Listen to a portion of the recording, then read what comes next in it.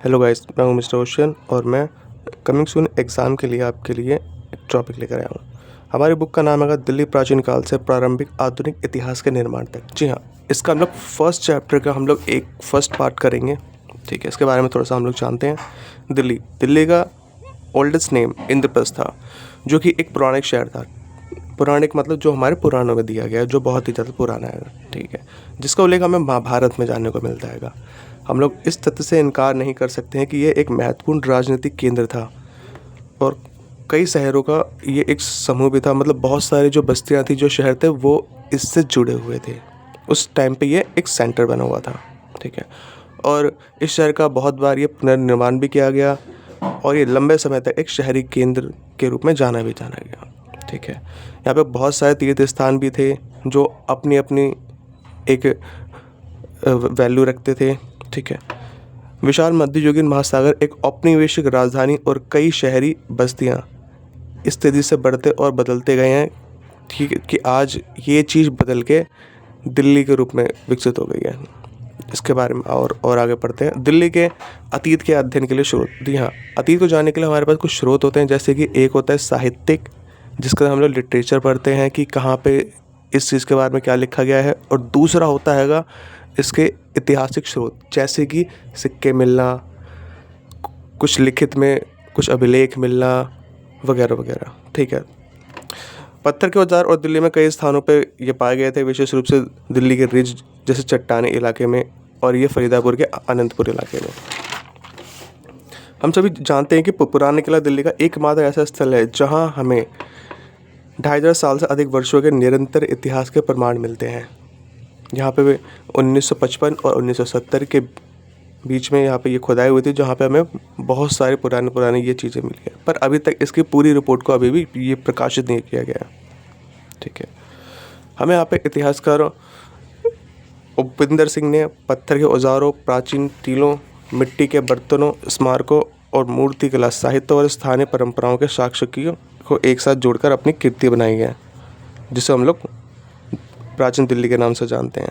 ठीक है, इसके जो साहित्यिक स्रोत है उसके बारे में हम लोग जानते हैं, ये 3 भागों में डिवाइड है। जैसे कि बौद्ध ग्रंथ के बारे में भी इसके बारे में कहा गया है, आईन अकबरी जो अबुल फजल के बारे में भी बताती है। नेक्स्ट है महाभारत।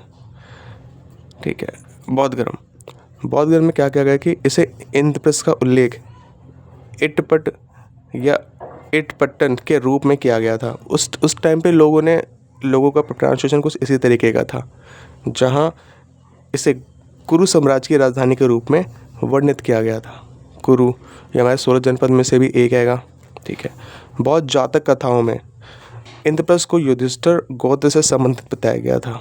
बताइए, बौद्ध ग्रंथ में भी महाभारत के पात्र का उल्लेख मिलता है। नेक्स्ट हम लोग पढ़ते हैं आईन अकबरी के बारे में।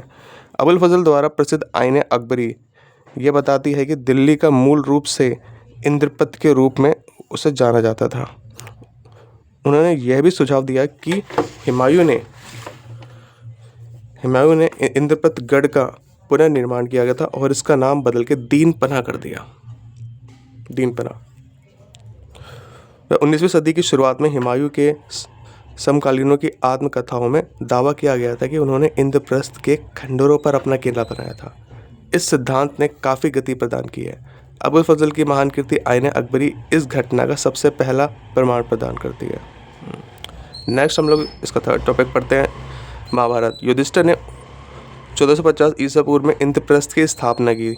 अगर जिस महाभारत पता है उसे पता होगा कि जो पांडव थे उनकी राजधानी इंद्रप्रस्थ थी और जो कौरव थे उनकी थी हस्तिनापुर।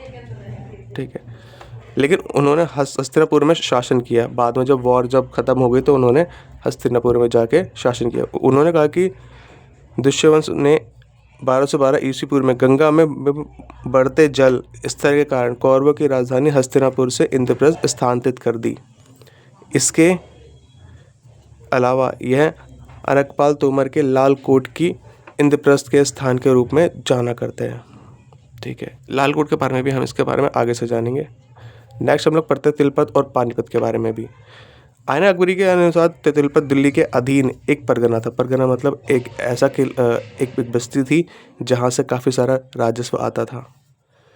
जिसने शाही खजाने में काफ़ी सारा अमाउंट दे रखा था और इसका योगदान दिया गया था, और साथ ही साथ ये पैदल सैनिक में भी और घुड़सवार सैनिकों की पूर्ति भी करता था। इसके अलावा यहाँ पे ईंटों से बने हुए कुछ किले थे जिसका होने का प्रमाण भी मिलता है।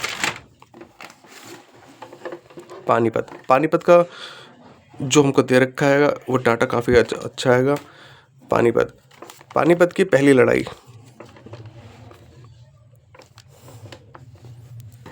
पानीपत की पहली लड़ाई 1526 को हुई थी और दिल्ली के सुल्तान ये इब्राहिम लोदी और बाबर के बीच लड़ी गई थी। पानीपत की इस पहली लड़ाई ने भारत में बहलोल लोदी द्वारा स्थापित लोदी शासन को समाप्त कर दिया और इस टाइम पे बाबर की सेना जीत गई थी और इब्राहिम लोदी की सेना जो 1 लाख से भी अधिक थी वो ख़त्म हो गई थी। जी हाँ, जो बाबर था उस टाइम पे उसने सबसे पहले अपनी कुछ नीतियाँ चलाई थी और उसने तोप के गोलों का इस्तेमाल किया था जिसकी वजह से वो जीत गया। दूसरा पानीपत का युद्ध, अब इसके बारे में हम लोग पढ़ते हैं। दूसरा पानीपत का युद्ध ये अकबर और हिंदू राजा हुमायूं के बीच में हुआ था। ये 1556 में किया गया था। हुमायूं को उस टाइम पे चंद्र विक्रमादित्य की सेना के बीच में लड़ाई की गई थी, जो हरियाणा के रेवाड़ी से उत्तर भारत के एक राजा थे और उन्होंने बाद में आगरा और दिल्ली के विशाल राज्यों पे अपना कब्जा कर लिया।